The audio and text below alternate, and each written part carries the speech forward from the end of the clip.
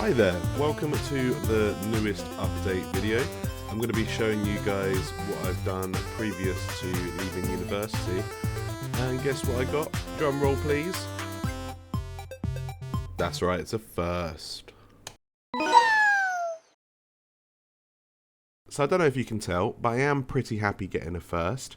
So this video is basically to showcase the games before graduating university and a little bit afterwards as well.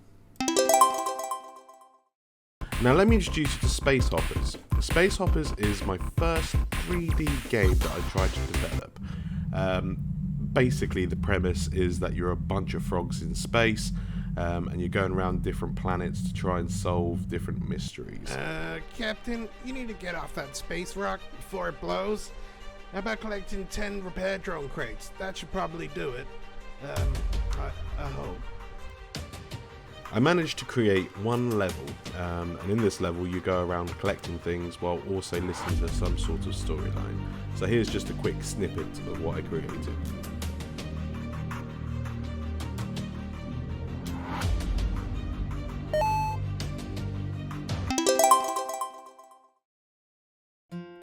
Cornfield is a narrative-driven game that I developed that also includes horror elements to try and drive the player through the levels. My inspiration was from films like Signs or Tucker and Dale vs. Evil, giving that nice Southern America aesthetic, but also incorporating a horror vibe.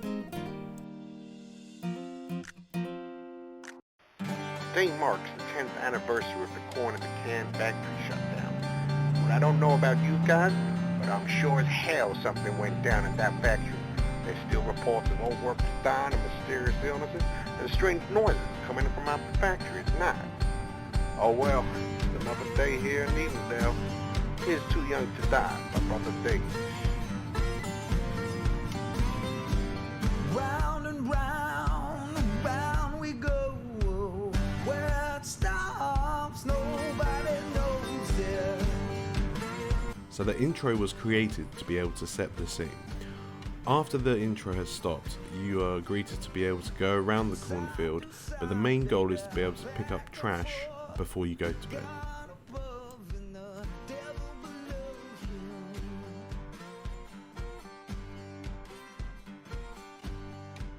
I also implemented a note viewing system so that when people go up to the note they're able to read it, instead of clicking and putting it in the inventory system. After all the trash is collected, the door will open and you're able to touch the bed, which turns the game to the spooky night time.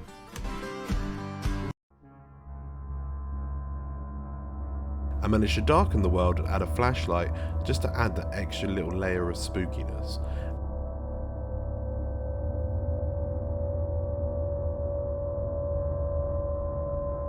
And yes, you read that right, that does say Will Smith slaps a toad. The narrative that I decided to go with this game was that there was a factory that had some kind of chemical spill which made the corn into mutants, hence the spooky corn boys.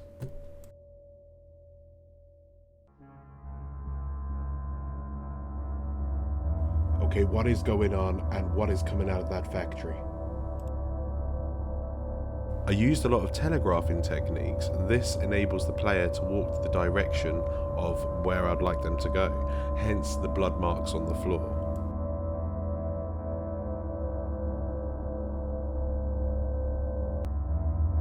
This technique also included the use of lighting.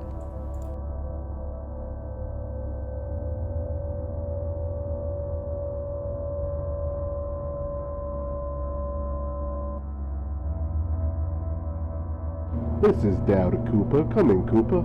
I'm witnessing some strange stuff happening tonight.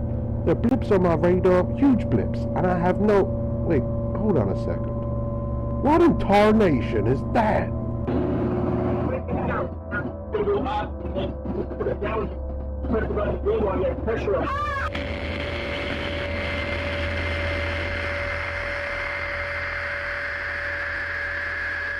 And after the little bit more of narrative story, you are then directed to go into the final area.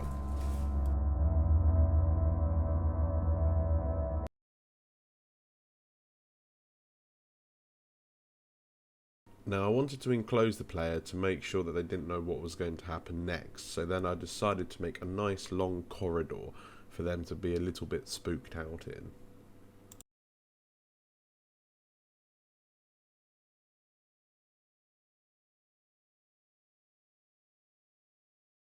And this pushes the game into the final scene where there are kaiju versions of Corn Boys, and then the game ends.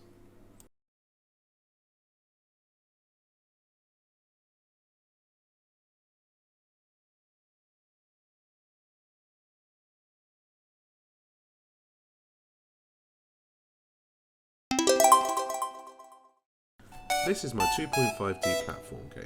It was created in the final year of university, and it was basically made to be able to show the levels of juiciness between two levels that are the same in the game. Eagle-eyed viewers would notice that this is a Scott Pilgrim sprite that I might have cheekily put into Asprite and just drew over. I'm not great at doing pixel art, but I thought that was probably the best way to be able to do it. Okay, so what juiciness is basically a visual or audio representation of a little bit of serotonin when you do something good in a video game. So be it Candy Crush, when you match 3 words in a row and it goes juicy, that is what juiciness is. It's to keep the game interesting. In the 2 different levels, I decided to add different volumes of juiciness. So this one being very bland, very boring, whereas the next one that we cut to has a lot more, with being able to collect things and sparks happen. But actually in the game I installed a damage system, a health system, a collectible system, a pause menu, all sorts of different little bits just to spice up the game a lot more.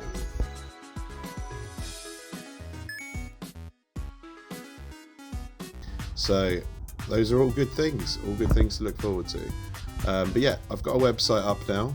It's on screen. I'll probably put a link in the description. So there we go. Hope you guys have a nice day, a nice life, and I'll talk to you soon.